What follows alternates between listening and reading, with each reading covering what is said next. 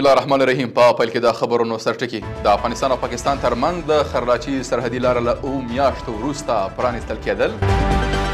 د افغان سرې میاشتې ټولنې د مرستیال حافظ عزیز الرحمن سره د ملک سلمان خیریه بنسټ د مشر لیدنه، او دا چې د ایران او امریکا ترمنځ د خبرو اترو څلورم پړاو ته یو ورځ پاته.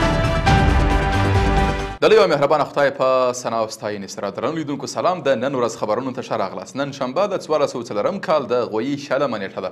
زه محمد صادق فروتن یم. دا هم بشپړ خبرونه. د پکتیا د ډنډې پټان ولسوالي د کمیساري مسؤلینو رسنیو ته تایید کړه چې د افغانستان او پاکستان ترمنځ د خرلاڅۍ لاره د سوداګرۍ پر مخ بیرته پرانیستل سوې ده. د پکتیا د کمیساري مسؤلین وایي کوشش کوي چې دغه لاره د هر ډول تګ راتګ پر مخ پرانیستل سي. یا د لاره 7 میاشتې وړاندې د هر ډول تګ راتګ پر مخ تړل سوې وه. بل خبر کې د ملک سلمان خیریه بنسټ مسؤل فعال سعید القحطاني د افغاني سرې میاشتې ټولنې له مرستیال حافظ عزیز الرحمن سره وکتل.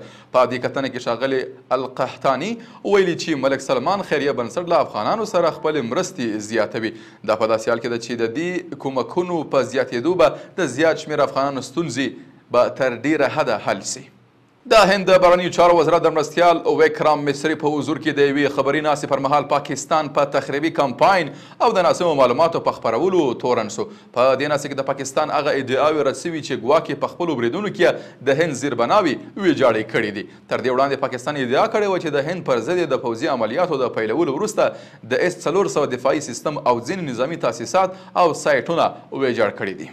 او په پای کې عمان د بهرنیو چارو وزیر بدر البوسعیدي ویلي چې د ایران او امریکا ترمنځ د غیر مستقیمو مذاکراتو څلورم پړاو سبا په مسقط کې پیلیږي. د ایران د بهرنیو چارو وزیر سید عباس عراق چې هم تایید کړي چې عمان د خبرو اترو د څلورم پړاو ترسره کېدو لپاره د امریکا موافقه ترلاسه کړې ده.